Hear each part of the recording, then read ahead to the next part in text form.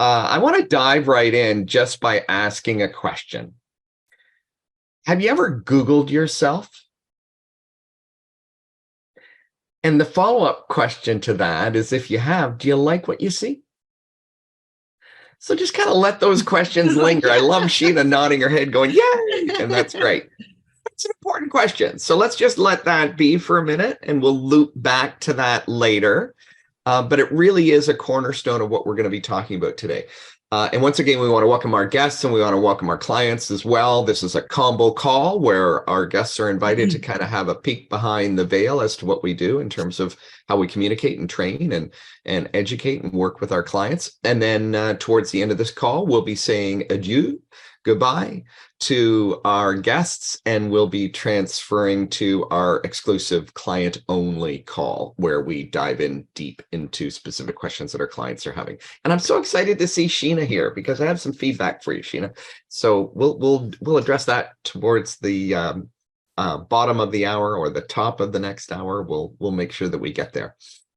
So thank you for thinking about that question and allowing me to plant that seed. Now let me dive in. As usual, not always, but most of the time, you know me, I cram a lot in. So I'm going to have to go fast, and I'm going to do things a little differently today. So today, I'm really going to ask you to play with me, to participate at a high level. So I want you to make sure that you've got a notepad, or preferably just a notepad with a pencil handy, because you're going to be kind of keeping score for yourself as we go along here. So this will be a little bit different and hopefully energizing for all of you, and most importantly, educating for all of you. So what are we talking about? What am I talking about here? Well, we're talking about how to discover what's wrong with your marketing and how to fix it so that you can attract more coaching clients. And why that's important, you know, the importance and the value of regularly checking in on yourself, auditing yourself, making sure that you're aware of not only where you're going and where you are at the moment, but also where you've been. So we want you to dive in and think about things that way. This is in phase 2, step 4 of our 9-step upscale method, just to put it into context for you. So today we're going to cover the value of identifying your online presence, common mistakes that might occur. We're going to talk about the 20 common mistakes professionals make with their online presence, which will give you some really fast action stuff that you can work on right away, and the impact effective online marketing has on achieving success as a coach. So how come this is important? Well, when you have an effective online presence, it allows you to reach a wider portion of your ideal audience. You build credibility and trust in addition to establishing yourself as an expert and an authority with prospective clients. And you gain a competitive advantage. You know, a professional online presence is effective in helping you stand out. And that's key these days. I mean, there's a lot of noise out there, and we want to rise above the crowd. We want to rise above that noise that's out there. And of course, as always, please stay till the end. We have some gifts this time. I have 2 gifts for you on this particular one. And this is our bribe for having you stick around and listen to what we have to say and hopefully learn something from it along the way. That's our main goal and objective. And then we're going to give you some stuff to take home at the end of the party. So stick around with this. So I already asked you this question. Have you Googled yourself lately? And do you like what you see? So as we always talk about, this is a safe place. We're all coaches and consultants here. This is a place to experiment, to play, to be a participant, not just a spectator. So I invite you to play in the sandbox with me and just leave a comment in the chat. Have you Googled yourself lately? You could just say, yeah. And do you like what you see? And again, you could say yeah or no, or you could leave a comment, whatever moves you at the moment. So go ahead and play with us. This is a way for us to get going and get our brains working and get you into the mode of participation. And of course, Jamie's moderating things, so she's going to keep me posted because I'm not seeing the chats and the comments and everything. Yeah, Jamie, are people jumping into the sandbox? No participants. Come on, guys, let's go. I got a beautiful big sandbox here. I got some great toys that you're going to have a lot of fun and you're going to play with and you're going to learn some stuff. So please play with me. Have you Googled? This is a pretty simple question. Okay. Larry says it's been about 2 months. Okay. Great. good. Thank you. And Yeah. thank you for being open and vulnerable, being willing to admit that, that's cool. You could have just said no. So thanks for doing that, Larry. And hopefully Yeah. right away, this is an aha for you, just saying, wow, it's been 2 months. And also you can comment on, do you like what you see? You don't have to, but just play with me here. Give me some comments and some yeses or nos or whatever you feel like, or thumbs up. Show me that you know how to find the chat. Sheena gives a thumbs up. This is what I see. Kathy's writing, yeah, this is what I see. And it's actually a screenshot of that she's listed on our program on Google. Cool. Yeah. You'd be amazed at where you might show up. Yeah, really. And yeah. Sheena says yes. Yes, I like what I see. Is that a yes, Sheena? I think so, because that's how you started the call. Yeah, cool. Awesome. Thank you. Well, thanks for participating with me. Yeah. So let's go, kind of a little, not really sideways, but let's talk a little bit about why this is important. What is the value of having an online professional, a professional online presence, I should say, and how can it impact your business? So this comes from some information that's maybe a little more specific to something else, but it really applies to what we're talking about here. When I talk about referral, by the way, this was a survey that was done a few years back by a company called Real Strategic. And they asked this question: after being referred to a business, what do you do next? And this is old data, which is you'll see in a minute and I'm going to make a comment on this. This has gone even further these days. And when I think of referral, think outside the box here. It's not just somebody saying, hey, you got to talk to Sheena. She knows what she's doing based on your needs. You really got to call her. It's not just people. It's everything you do online is a referral. Somebody picks up, an article of yours, maybe goes to your blog or is following your blog and reads an article. That is referring them to you. If somebody sees you on social media, if somebody sees a comment about you anywhere, those are all referrals. So think about it in a broad context. In other words, a referral can be, how do people learn about you? And there are multitudes of ways that they learn about you. And when they do learn about you, when they're referred to you, when you spark that interest, what do they do next? Here's what the survey revealed. 87% go online to find out more about you. Obviously, we're talking business here, so your company information this is kind of, again, I said it was an old data. And then you can see that these other statistics. Now, I would suggest to you that 87% is probably closer to 100% now. The days with cell phones and smartphones and everything else that's been going on in terms of technology. So that's key. So let's remember that, hey, people are checking me out online before they reach out to me. So then after they've been referred, what do they do next? After they check you out, what do they do next? And how are they looking for things? Do they pick up the phone and call? Do they send you an email? Nope. They go out and they check you out further online. And what are they looking for? Well, number one, they're looking to see if anybody said anything about you. They're looking for the gossip, right? Is there anything negative? Ooh, that's usually the first thing people look for. Is this legit, right? That's what they're trying to validate. So they're looking for reviews. They're looking for ratings. They're looking for any kind of comments about you. That's number one. You'll see that 52%. And we all know this, right? Think about it. If somebody says, hey, you got to go check out this restaurant, do we run off and go and eat at the restaurant? No, first thing we do is open up our phone and look at the reviews of the restaurant and see whether it fits us or not. Second thing they look for is they'll maybe try and find your website, how to contact you, more information about you. And the third thing that they'll look for is social media. Interesting, eh? And yet a lot of people, a lot of business people, particularly, professionals in the coaching, consulting, delivery service space, often have these all reversed. They think, oh, I got to spend all my time on social media because that's where people are going to be looking for me. They're not looking for you on social media. It's number three. They're Googling your name. They're looking for you specifically. So really important to understand this information.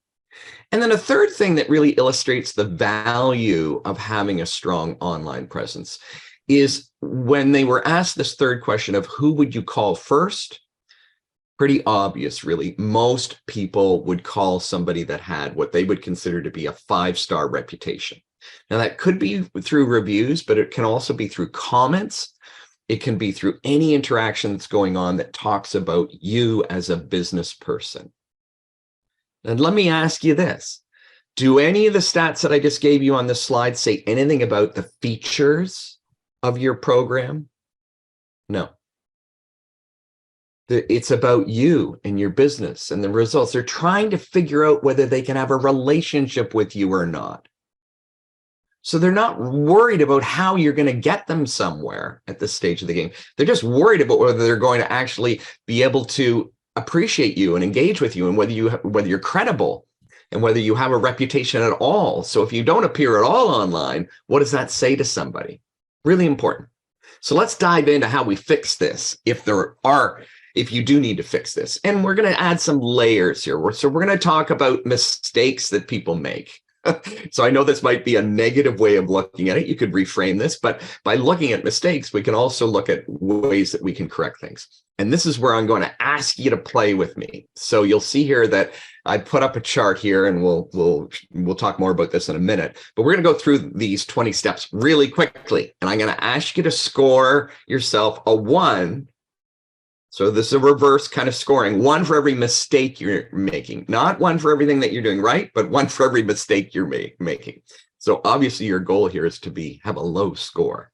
So let's dive right in and go through this. So here are your first 3. We'll break these up into batches. Number 1, do you even have a website?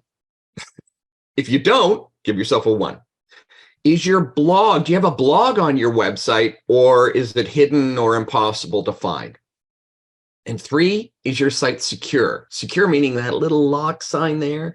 When you look up in the URL bar, is there a lock there? These are pretty standard practices these days. So we're easing you into these things. All 3 need to be present. If you don't have any of those, check a 1 for each one that you don't have.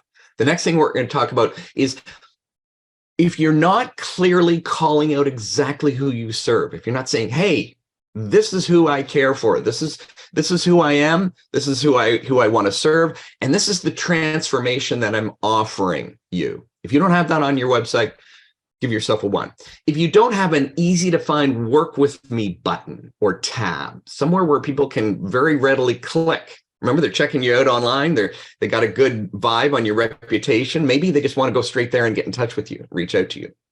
Give yourself a 1 if you don't have that. If you don't have a clear call to action that leads the viewer to the next step, if you don't have that in place, give yourself a 1. What am I talking about there? Many people have what I would consider to be a brochure or a catalog website. Not very effective. People aren't going to muddle around on their own. You need to give them clear steps on what to do next. Let's move on here. If you don't have a way to opt in for more information, a way for people to say, yeah, I want you to keep in touch with me, or if it's broken, or maybe it has no value, and what do we think of? Jamie, what's the first thing you always look for when it comes to having an opt-in that has value? What's the no-no that you often talk about? Not well, just not, I don't know, Mark, I'm sorry. Okay. So typically most people these days would have something like, sign up for my newsletter. Yes. Thank you. That is exactly right. Yes. That doesn't have a lot of value a newsletter, to people, because it's basically saying, let me push stuff on you. Let me push stuff on. So we want to reframe this in a way that it's going to have value to them. So they go, yeah, I want that. Not, oh, I don't want to be bombarded and have even more junk coming into my mailbox. Mm-hmm. Number 2, you have rates or prices published somewhere on your site or in the public domain. Big, probably should be number 1 no-no. So if you have that, give yourself a 1. You should almost say give yourself a 5 or something, Jamie. Yeah. And you don't have, number 3 here would be, if you don't have reviews or case studies or something that's, that's easy to find, where people can kind of look at others' experiences about you. If you don't have that on your website, give yourself a 1. Next, scheduling link. If there's no way to schedule a call with you, or an easy way to access your calendar to figure out when somebody can visit with you, give yourself a 1. If you don't have social proof on your website, and particularly if you don't have social media links, then it might show that you're a bit aged, that you're a bit out of it. If you don't have that, if you don't show the fact that you're on the major sites, Just a couple of them are important, but make sure that you have those on your sites. If you don't, again, score yourself a 1. And last one on this page, if you have broken links, if any of the links on your website aren't working, and there's lots of testers out there, I'm not going to give you one, but you can go Google it. Run your site through some tests on a regular basis to find out if anything's broken. Not only does that hurt you with your people who visit you, but it also hurts you with the search engines. Okay, next page here. You have little or no content. Again, it's just kind of like a brochure, a catalog of offerings. It's not really telling people, giving them educational information. And one of the things we talk about is we talk about a minimum where we want to take our clients to a minimum is 9 articles, 9 blog posts, 9 pieces of information. Where does that fit? Into our 9 steps. So are we going through and breaking up what we do for people, our transformation, into 9 steps and explaining that? That's what we do with our program. Content is dated or it's outdated, meaning it has a timestamp on it. If it has that, you're looking old. Nobody wants to, look at a blog post and see that it came from 1988.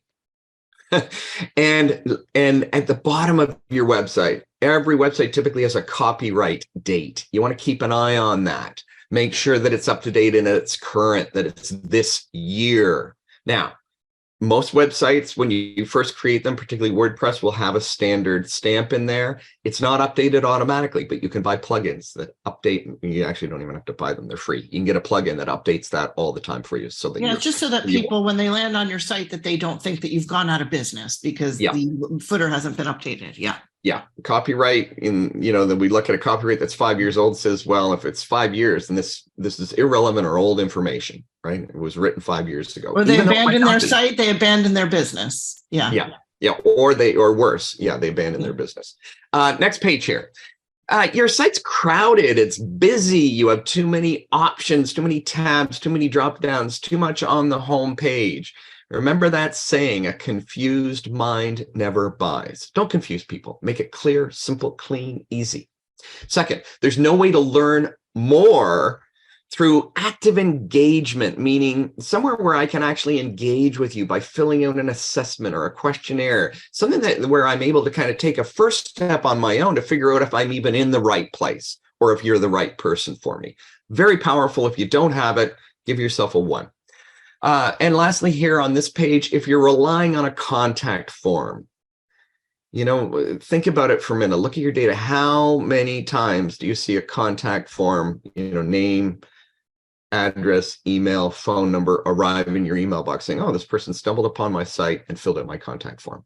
You got to give them a reason. So, by the way, typically the only people that are using your contact form are spammers and scammers and people that want to sell you stuff. So if you have just a simple, plain old boilerplate contact form, give yourself a 1.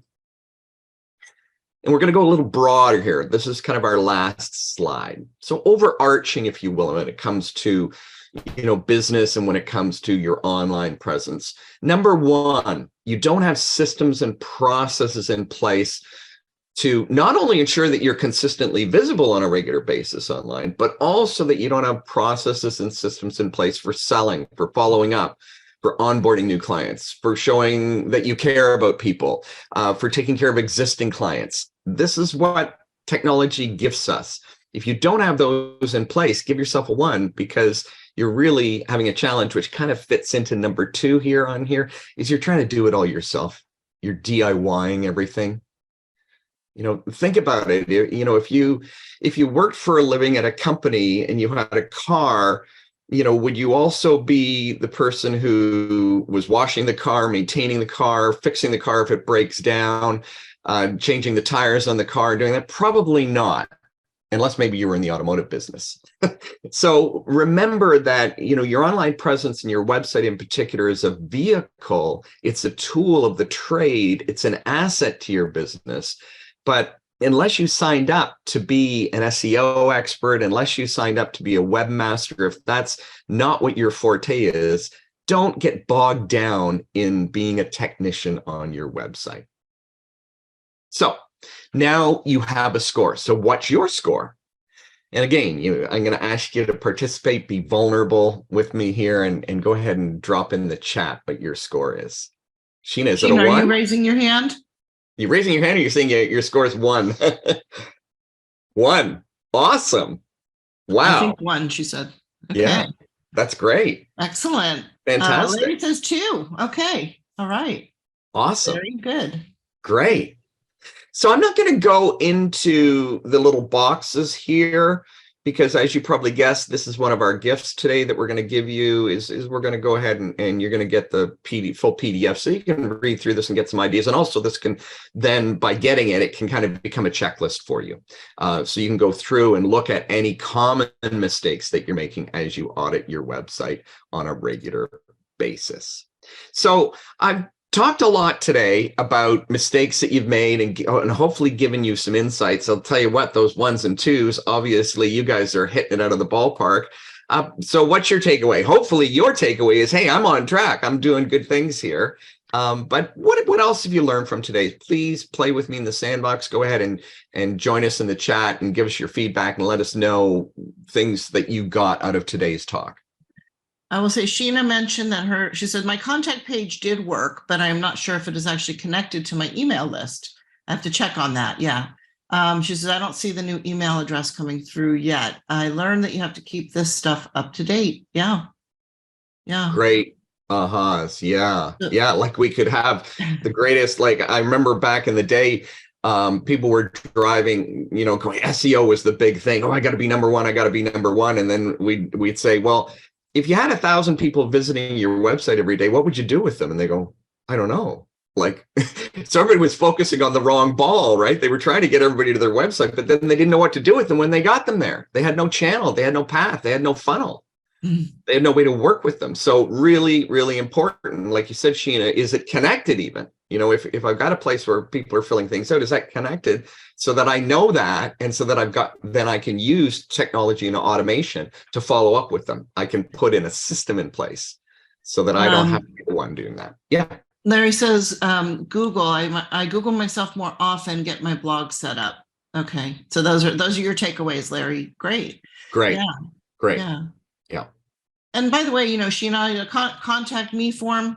It's, we suggest a needs assessment leading to your calendar rather than just, I always think of the experience of somebody filling out a contact me form. It's like, I'm going to fill this out. I hope they receive it. Like, I hope Sheena gets my request and I hope I hear from her. I don't know when I'll hear from her. It just doesn't feel that urgent kind of, I want help now. I'm in pain now and I want to talk to Sheena right away.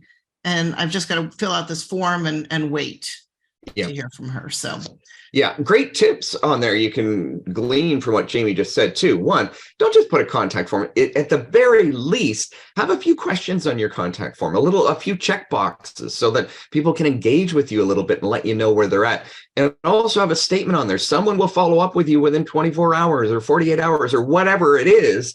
Make that statement, make that claim, and then make sure you have a system and a process in place to follow through on that. Yeah. Yeah. Yeah. It's amazing. A lot of times people will say, I never got your contact form. Like, you filled it out. I didn't get it. And Larry says to use my systems more effectively. So that's great. And Johnny said, we've come a long way with a smiley face. Yeah, Johnny.